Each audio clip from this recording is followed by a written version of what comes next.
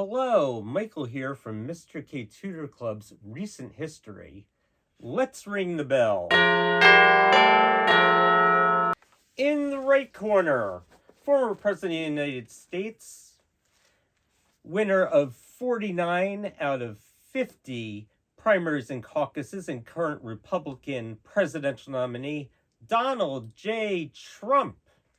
And in the left corner, the current Vice President of the United States and Democrat nominee for president, winner of 0 out of 50 contests, Kamala Harris. Yes. Wait a second here.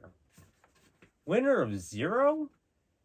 How did Kamala Harris become the Democratic presidential nominee? Well, Joe Biden was the current president. Is there any precedent for this, of changing who the nominee is? Well, yes.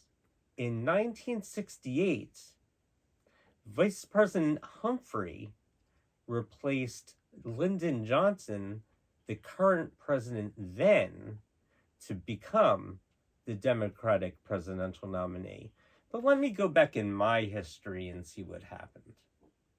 Well, Joe Biden was the vice president of Barack Obama for his 2 terms.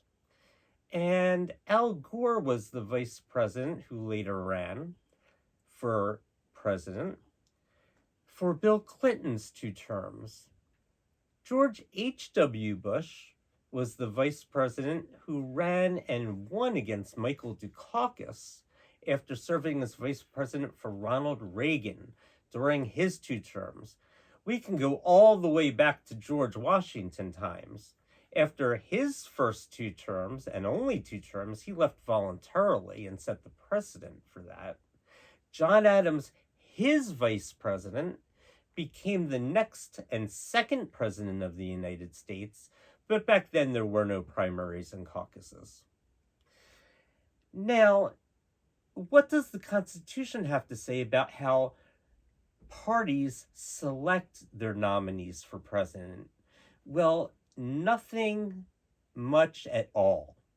As a matter of fact, it only sets out a few guidelines. Let's take a look and read it.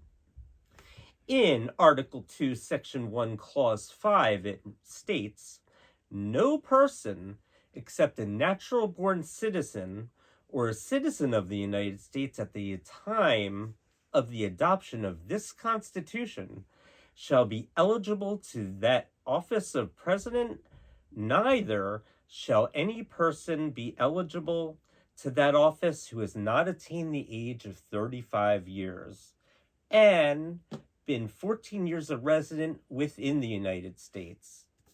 Also, the 22nd Amendment, which was ratified in 1951 after FDR broke George Washington's precedent of only serving 2 terms as president, and as a matter of fact won 4 presidential elections, but died during his 4th term in office, says in Section 1, "No person shall be elected to the office of president more than twice, and no person who has held the office of president for more than 2 years at the term to which some other person was elected president shall be elected to the office of president more than once."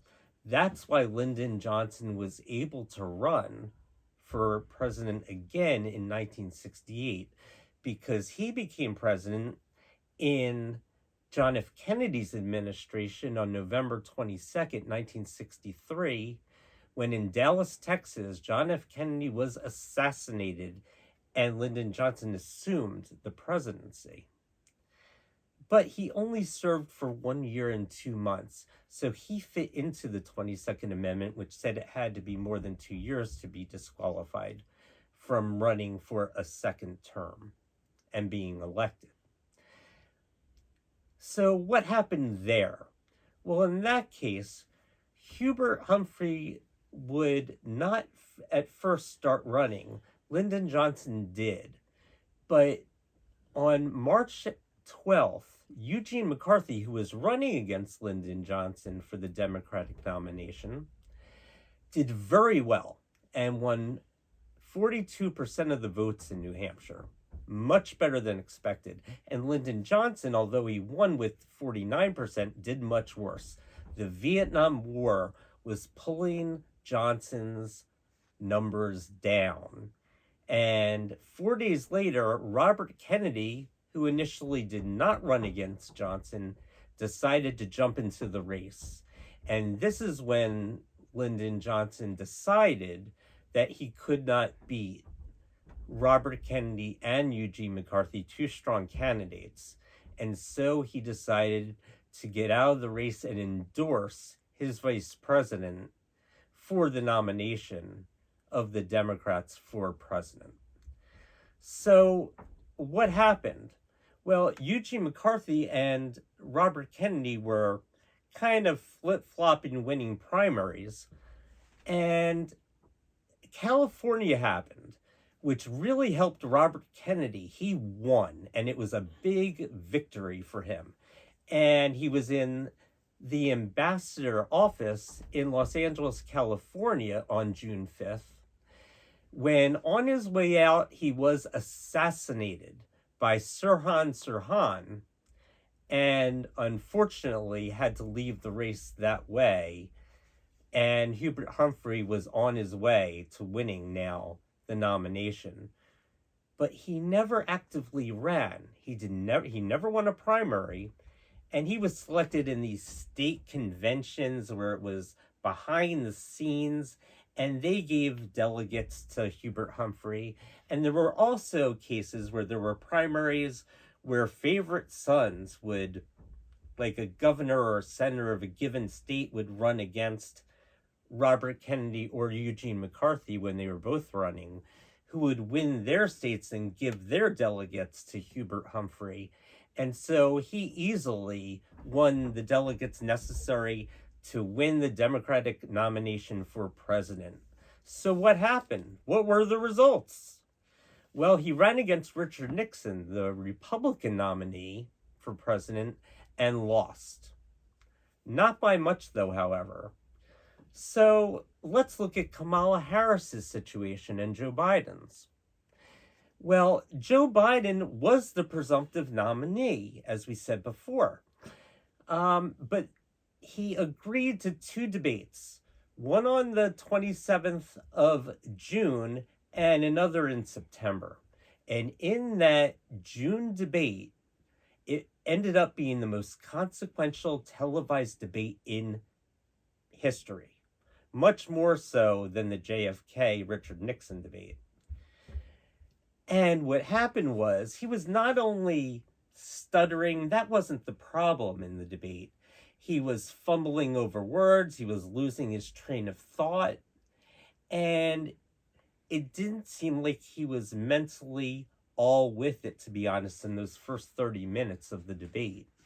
And it was so bad, as a matter of fact, Donald Trump famously said, I don't know what he said in the last part, and I don't think he knows either. And the Democrat Party was going to get together now and find a way to get Joe Biden out of the race. So you had Chuck Schumer, the minority leader of the Senate, Hakeem Jeffries, the minority leader of the House of Representatives, and Nancy Pelosi, the former Speaker of the House, all get together with other Democrat high-up operatives to convince Joe Biden to leave the race and endorse whoever would become the presidential nominee, which ended up being Vice President Kamala Harris.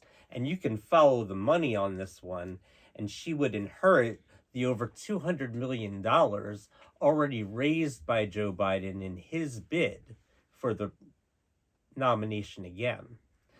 So Kamala Harris became the nominee in August at the convention, winning no states at all, but inheriting Joe Biden's delegates. And it went very well. Oprah Winfrey spoke there. Michelle Obama spoke there. She gave a good convention speech herself, Kamala Harris. And the poll numbers went up. But then things started to go stale. She would do interviews and kind of repeat the same lines over and over again. And she wasn't really building a connection with the American people and aligning herself really with Joe Biden's policies, which in that term, in this term, have led to inflation, especially at the grocery store, making it hard for people to continue their standard of living. Gas prices have gone up precipitously. And people are looking for a change. And she was not really being and is not being that change candidate. Remember, this election is going to happen in 10 days from now on November 5th. Donald Trump, on the other hand, is promising change. He's promising, especially the unions, which are very important, that he's going to keep jobs in the United States, bring them back from overseas, and he has the rank and file support of those union workers. He also is on Israel's side very much in their war against Hamas, Hezbollah, and Iran, and he's gaining more of the Jewish community's votes. Not only that, he's very strong on the border, which a lot of people don't like illegal immigration and want people to come in legally. So many of the issues Donald Trump seems to have wrapped up, and he has a personal bond with his supporters, which Kamala Harris simply does not have. And for those reasons, I believe, and my take is, that Donald Trump will win not only in the Electoral College, which officially will make him the next president of the United States, the 47th president, along with being the 45th, but he will also win the majority of the popular vote, which he did not even do against Hillary Clinton, although he won the Electoral College to become the president then. And he will become only the second president in history to be a two-term non-consecutive president along in the late 1800s with Grover Cleveland.